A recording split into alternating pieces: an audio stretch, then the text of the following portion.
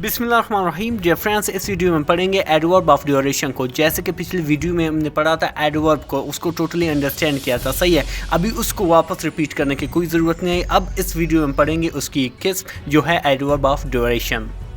चलिए बिना waste of time के इसको अंडरस्टैंड करने की कोशिश करते हैं और सबसे पहले क्या करते हैं, इसकी डेफिनेशन को अंडरस्टैंड करने की कोशिश करते हैं।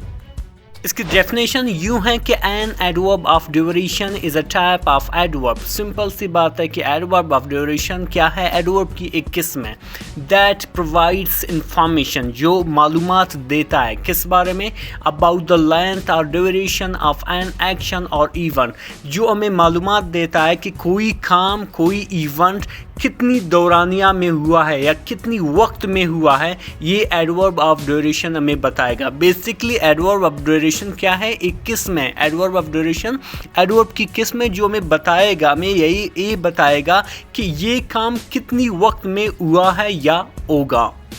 आई होप इसको आपने अंडरस्टैंड किया कि एडवर्ब ऑफ ड्यूरेशन किसको कहते हैं। फॉर एग्जांपल आप किसी क्लास में और वहाँ पे आपका टीचर आपसे पूछेगा कि एडवर्ब ऑफ ड्यूरेशन क्या है, तो उस वक्त आप सिंपली बताओगे, सही है, सिंपली ये बताओगे कि एडवर्ब ऑफ ड्यूरेशन जो है एडवर्ब की किस्म है जो हमें मालूमात देता है कि कोई काम या कोई इवेंट कितनी वक्त में हुआ है, कितनी ड्यूरेशन में हुआ है। सो सिंपली उसको हम एडवर्ब ऑफ ड्यूरेशन कहते हैं, सही है। ये इसकी सिंपल डेफिनेशन है। आई होप आप इसको समझ गए होंगे। चलिए इसको एग्जाम्पल के थ्रू समझेंगे ताकि ये हमारी ज़हन में बिल्कुल बैठ जाए।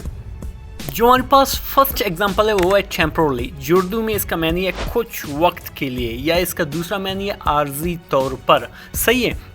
तो बेसिकली ये एक वर्ड है जो एडवर्ब ऑफ ड्यूरेशन है। ये हमें बता रहा है कि कितनी दौरानिए के लिए कोई काम हो रहा है या हो रहा होगा, सही है।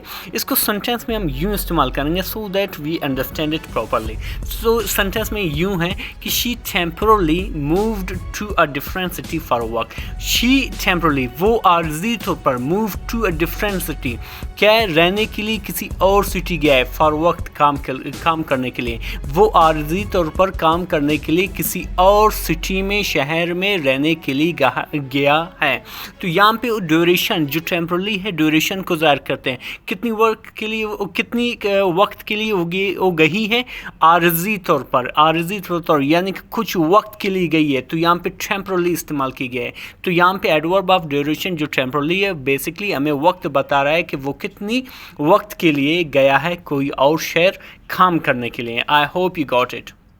चलिए इसको दूसरे एग्जांपल से अंडरस्टैंड करने की कोशिश करते हैं। दूसरा जो एग्जांपल है एडवर्ब ऑफ ड्यूरेशन का वो है शॉर्टली, सही है। शॉर्टली जो है एक वर्ड है बेसिकली जो एडवर्ब ऑफ ड्यूरेशन को रिप्रेजेंट कर रहा है। इसको शॉर्टली का मतलब है थोड़े से वक्त के लिए या मुख्तसरन या कुछ अरसे के लिए, सही है।